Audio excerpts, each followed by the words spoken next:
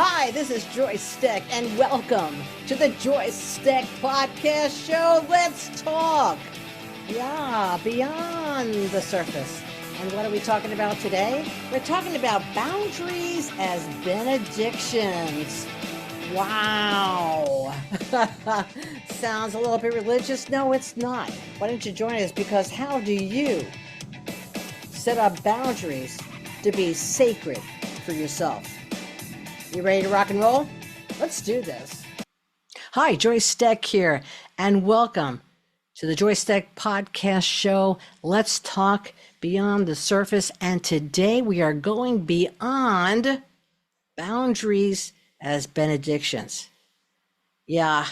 So hello there, beautiful souls. Welcome back to Let's Talk with Joyce Stech. That's me. And in our last conversation, we remembered that care doesn't have to drain you. But here's the next layer. Hey, what protects that balance once you've reclaimed it? And the answer to that is boundaries. Boundaries. You know, not the kind built from fear or control or guilt, but boundaries as benedictions. And what's a benediction? I'm using it as a sacred blessing that keeps love in its highest form.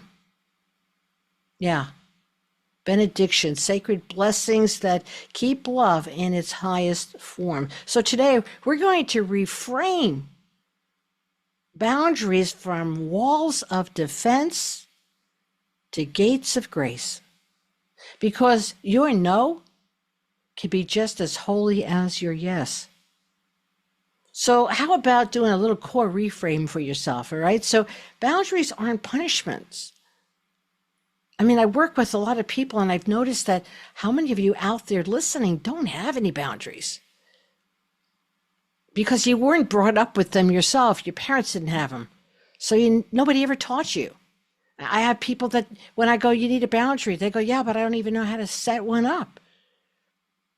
Where they think that boundaries are bad things, because if you say no to somebody, or you actually say what's important to you, like, I'm sorry, I don't like that, or I don't want that, or I don't want to go there, the other person uses it against you, or you've been so manipulated in these ways that you get guilty because you stood up for yourself. So boundaries aren't punishment, they're actually permission. They don't separate you from love. They actually teach love where it's welcome. We're going to get to that. Because without them, everything starts to leak. Trust me, your energy leaks, your focus leaks, your sense of self goes down the toilet, basically. Because when you have them, and you have boundaries, and you're very clear, because I'm not going to get into that because I have lessons on this stuff. But boundaries are made to protect your own personal values and principles. And so when you have them, love stays pure. You stay pure. You stay true and loyal to your true self. Not polluted by resentment, not polluted by performance, not trying to be something you're not to someone who cannot not only not see you for who you are, but love you for who you are, or they're probably not your match. They're probably not for you, and that's hard for us to come to sometimes. That understanding. And boundaries, oh sweetie, yeah, they'll test you. Your own boundaries that you made will test you. Are you strong enough to uphold your own principles and values? How many people sell out?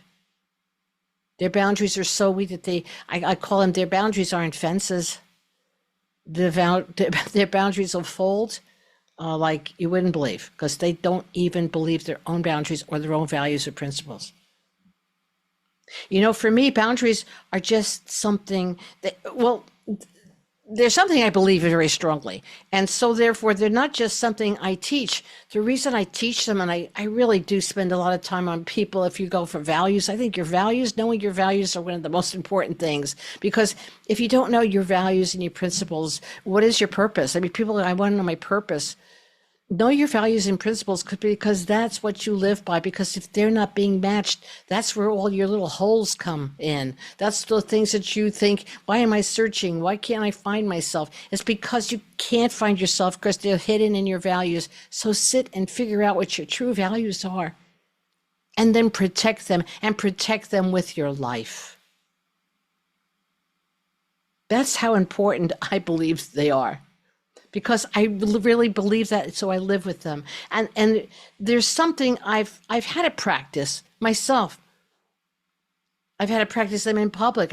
Okay, this happened just this year actually. I'm really bad about, like, even when I'm on vacation, I'm working. I can work all the time. Because I love working. And why do I love working? I love working because my work is not work to me. It's my passion, and I get to work with people. And the people that just energizes me. So my work doesn't deplete me. My work actually energizes me. Doing this podcast is like, oh my God, I gotta do a podcast. It's like, oh hell, this is so much fun. Okay? Because I get to connect. And connection is so important to me. Are you with me? But this is what happened. But I realized somewhere in there, I take away from other people because of it. So I promise, and one of the people is me, okay? So I promised I was going to go visit my kids over on the East Coast. And my family's there. My son is there, my daughter-in-law, and my 3 grandchildren are there. And I said, I'm going to take the time, and I'm not going to work. I'm not going to work. I'm not going to take a call. I'm not going to do any private appointments. I'm just not going to do that. And I put out a thing like, hey, I'm doing this, and I'm doing this for me, right? Because it's important. So get this, right? No sessions, no recordings, no quick 5-minute calls, no returning any texts. Okay. And this is what I do 24/7. Okay. So my body said, Joyce, you need to step out of the field. You need to breathe, and you just need to be like your own little human self without anything else. Okay. So I sent the message out to everyone, my clients, my team, my friends, everyone, like, hey, look, I'm going to be offline from this date to this date. It was 1 week, by the way, 1 week, not a month, not 3 years. Okay. One week. And the field is closed. This field is closed for maintenance. I will not be returning your text. I will not be there. I am not leaving you in a lurch, but I need to do this for me, for my family. It's real important. And of course, the moment you declare a boundary, the universe is going to test it. The universe is going to test it. Okay. So like, are you serious about this? So this is what happens. Like, so I seriously, texts started rolling in from people even I haven't heard in a while. It's like texts started rolling in like, hey, I know you're off. I know you're important, and, I respect you, but I just need one quick thing, or I just need one more answer, or I know you're on vacation, but I really need your energy right now. Like, whatever. And I'm telling you what, it wasn't that, they were trying to do anything, against me, or they were being pushy or anything. They weren't. They're my clients. I love them, and I'm always open to them. But it was so hard. When it just happens all the time. It'll happen to you. You put up your boundary, and then it's like, okay, you put up the fence, and then people that never even came to your door before are there going, I couldn't get to your door because, like, you have a fence up, like you never came here to begin with. So anywhere, I'm offline from this date to this date. Field is closed for maintenance, and really, I got more text than I normally get. So every part of my old pattern, I'm going to tell you what, I wanted to cave. I did. I wanted to cave. Don't tell everybody, but I did want to cave because it's so easy for me to answer the text or to give a short little audio or something like that, But I said, it was that rescue part of me, whatever, that equates love with accessibility. Like, look, I'm admitting some of my sins here. Like, yeah, it equates love with accessibility. It whispered, like, Joyce, just this once, Joyce, just this once. You set up a boundary.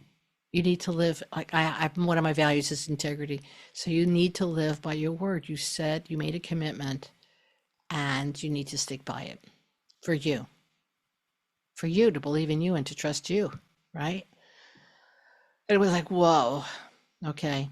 I didn't cave. And I took a deep breath.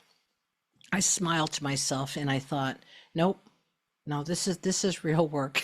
Joyce, you're doing your own work and this is real work. So I stayed quiet and I felt, that silence would be my sermon. And at one point, I actually did put out text. I had a text that I put out to anybody who was texting that said, that's just this. It was very honest and open. It said, look, I know you know this, and I know where you are. You know that I'm with you etherically. You've got support. And I promised this to myself. I promised not to do this. So please, I'm asking you, this is, my personal thing. It's a boundary I have. And I'm asking you to please note it and respect that. I gotta tell you how hard that was to put out there. And but you know what? When I did it, I felt really good because I knew I was being true to myself. And at first, it was extremely uncomfortable. I'm sharing this so you know that I don't care who you are. I don't care how much work you do. When you start actually doing the things, it really it can be very uncomfortable. I mean, I had some guilt around it, the twitch to check the messages, but then something really beautiful happened. Um, and it happened actually through that because not having that, I gave 100% to my kids, and that's all we did. I played with my grandkids, and I actually gave them full attention, and I didn't worry about somebody else. I gave that attention to them and my family. And the other beautiful thing that happened is, when I came back, my clients were fine. A lot of them, they were calmer, they were more grounded, but more important, they were more self-trusting. They trusted themselves. They knew that I didn't leave them, and they were fine. They had all the abilities they needed. They didn't fall apart. Actually, all of them rose up. They could have said they missed me, but I miss them too. It's just like I miss my grandkids right now. I mean, I miss my grandkids that live an hour away from me, right? I could tell you that I miss my kids when they were younger and they were with me every day. Okay, they're not younger anymore. They have their own families. That doesn't mean I don't miss it, but if I stuck to that, there would be no growth for them or for myself. You get it? They didn't fall apart. They rose up. When you set your boundaries with people, and they respect you, there's mutual respect that happens. And if there's not, and somebody really gets upset with you for that boundary, they probably don't respect you. And that is why I think a lot of people don't stand up for them, because they're afraid that they will see what they probably suspect. You see, if I had a client that really got upset with me because I took a week's vacation, I probably do not need to be with that client. That client does not need to be with me because obviously there's no mutual respect. There's no respect. Does that make any sense? I realized from this whole thing, I realized my boundary hadn't pushed anyone away. It actually brought more mutual respect into the relationship and actually made all those relationships much stronger. And the relationship that I had the boundary for with my family, saying like she really did this and she didn't do that. Like I'm used to my mom always working and picking up. It gave them a feeling of my mom actually gave it to us. My grandmother didn't let anybody else interfere with us. It's interesting because I don't have a boundary like, but if you had an immersion with me, when you do an immersion with me, you're with me 24/7, and I do not let anybody else in that space. I do not take any other calls. I don't do anything. In fact, when I look at my family, I say I'm going on immersion, you won't see me for 2 days, 3 days, 5 days, no matter how long the immersion is. And those people they know, because they know that there is a boundary there. Nobody gets in. And there's a commitment there that you get me 24/7, 100% in. Because boundaries don't end relationships, they reveal who's ready for real ones. Because a real relationship It's going to have mutual respect.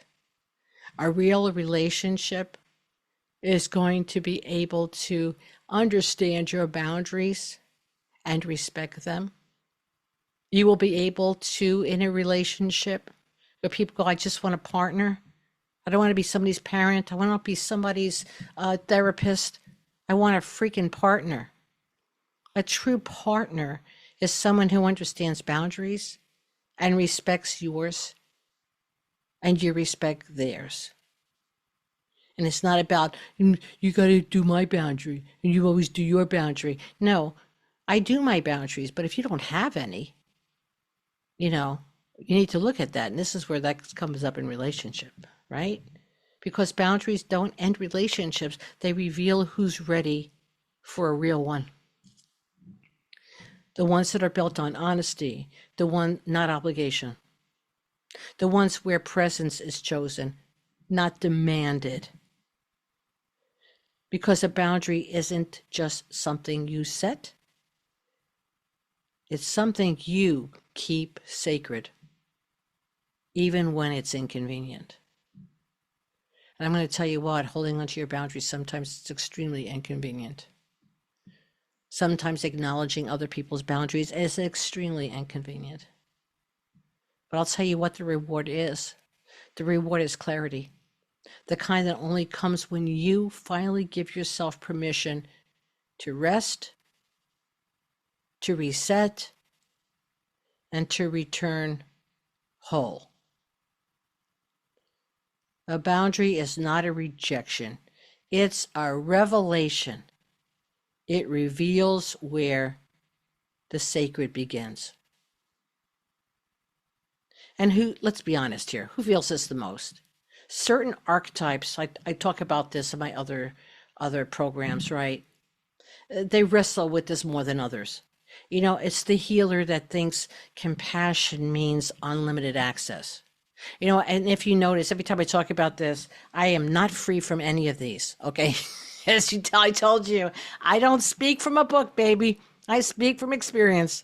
And I'm vulnerable, and I will share that with you because no one is above the law, okay? So, all right? The healer thinks compassion means unlimited access. Well, that's me. Like, yes, because, I'll just, be there 100% for you. Well, in immersion, you're going to pay for that time. So that's a little bit different. But to think that, my family's not more important, or to think that, me taking time for myself, there's something wrong there. Heal thyself, right? How about the empath? I love when people say I'm an empath, but an empath that feels everything, but really asks the question to themselves, is this mine? You see, an empath will feel everything. That's why, if you have a little kid who's an empath, they hate going to the mall. People will go like, yeah, they'll bring their kids to me. I go like, does your kid hate going to the mall? Like, do they start freaking out? They go, yeah, how'd you know that? Yes, every time I go, he gets cranky. I said, yeah, your kid's an empath. Your kid feels, and I don't like labels. So most people are beyond what we're beyond an empath. They're sensitive to energy, whatever. They have other gifts. But when they're like that, they hate going to the mall because when they're taught, they don't know. They just are getting everything. They're just getting everything. And after a while, imagine, crazy people at the mall and you're taking it home with you. Yeah, your kid is like, please get me the hell out of here. All right. And empaths, as they get older, I wonder, like, is that even yours? You really have to know if you're listening to this, you're an empath and you're having problems and you just sit around going, I'm an empath. I can't help it. Oh, yeah, you can. Yeah, you can. You need to learn how to separate what's yours and what's not yours. So you know that your emotions coming in are yours that are tagging into something you look at versus you're picking up all kind of other people's crap, which is not yours. And you need to learn how to look at that and give it back. How about the teacher or the parent? You keep giving lessons that no one ever asked you for because you can't be silenced. It seems unsafe. This is the one to go like, oh, let me tell you about this. And let me tell you why we're doing this. And did you realize why you're doing this? Like, could you just let your kid just play? Can you just let, your kid figure this out for themselves? But no, I got to give you a lesson every 2 seconds. Like, nobody asked for that. Or for me, it's like, it drives me crazy when people are like, you don't ask for help. Oh, I do ask for help. And I could tell you some people out there that might be listening to that, they go, oh no, she's asked me for help a number of times. I have tons of people I ask for help when I need it. And I know who to ask, who can help me actually get through it. Not to be a burden to them, but I said, hey, dog, I know you know how to do this. Could you do this for me? Or do this. I don't say for me. Usually I say with me, right? I know when I need a chiropractor, and I know I can't do that myself. I know when I need a massage therapist. I know when I need other people to help me with things. I know when I need a VA to help me. I know when I need stuff. I know when I need to ask for information. But when someone comes to me and goes, you know what you need? You need to do this, this, and that. Well, I didn't ask. You never let me help you. Well, it's not that I don't need your help. If I needed your help, I'd ask you, but I've got that. Well, I want to do this for you, but I don't need that done. I used to love it. My ex-husband used to go, what can I do to help? And it would, be cleaning day. And I said, wow, if you dusted, that would be awesome. And he would just look at me. I was like, well, I don't want to do that. How about if I could do this? Like, I don't need help there. I need help dusting, right? It's like, I need help here, but I don't want to do that. Anything else? Like, well, if you ask me what I need help in, and I said, yes, I definitely need help here. And you go like, well, I don't want to do that. It's, it's crazy stuff, right? And then how about the leader who fears that limits will make them less lovable or less of a leader? If they set limits and go like, no, I don't do that. Are you going to teach me that? No, I'm not going to go there today, right? If anywhere on these, if your kindness to people ever cost you your peace, it's not kindness. I'm going to repeat that again, all right? If your kindness costs you your inner peace, your peace, it's not kindness. It's called self-abandonment, and it's dressed as a virtue. You gave yourself up. You sold yourself out. And that's why you're not at peace. Ouch. That comes with a Band-Aid. So let's clear all this stuff. So close your eyes if you want. Place your hands on your heart and breathe in. And feel the edges of your field just expand around you. And as you exhale and breathe out, you're going to feel all those edges. Your field is going to start to stabilize. And like soft light walls. And they're made of respect. Because we're going to stabilize your own respect of your own self. So when you breathe in, feel the edges of your field expand around you. And when you breathe out, feel them stabilize like soft white walls made of respect. Breathe in, feel the edges of your field expand around you. Whoa, and breathe out, feel them stabilize like soft light walls made of respect. And repeat after me, slow, nicely. I bless the gates of my being. I bless the gates of my being. My boundaries are living prayers. My boundaries are living prayers. They keep my energy sovereign, my love clean, my presence true. They keep my energy sovereign, my love clean, my presence true. My boundaries are living prayers. They keep my energy sovereign, my love clean, my presence true. And breathe.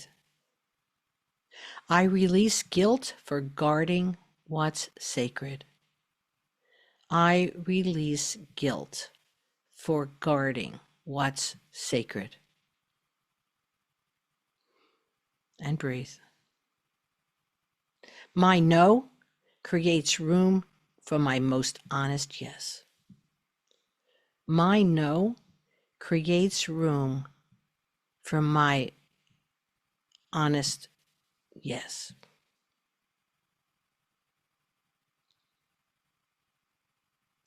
And the energy vibration coming to you right now is the courage to stand in your truth, for calm compassion in the act of self-honoring. So inhale strength. Woo, and exhale permission. Inhale strength and exhale permission. Inhale strength and exhale permission. So boundaries aren't barriers, they're blessings. Your energy field, think of it as a temple. It's not a public park. It is not open for everyone to play frisbee on you, all right? Your energy field is a temple, not a public park. And every boundary set in love is a new level of freedom. Wow. So in our next episode, we are going to do this little 5-day series. We've been working on dead alchemy, the return of radiance, and how to live in full color again after you've stopped dimming for anyone. And everything I mention in each episode, courses, activations, and upcoming rituals, you'll find here, right here on joycestech.com. Just look at the headers and have a blast. And remember, I love interaction. So join the weekly live or drop your questions and insights. It's called Q&I for you and I. Questions and insights for you and I. Thank you. You've been listening to Joyce Stech on the Joyce Stech podcast show. Let's talk beyond the surface. Can't wait to see you for the next one. Woo! Have a great one. Make it so.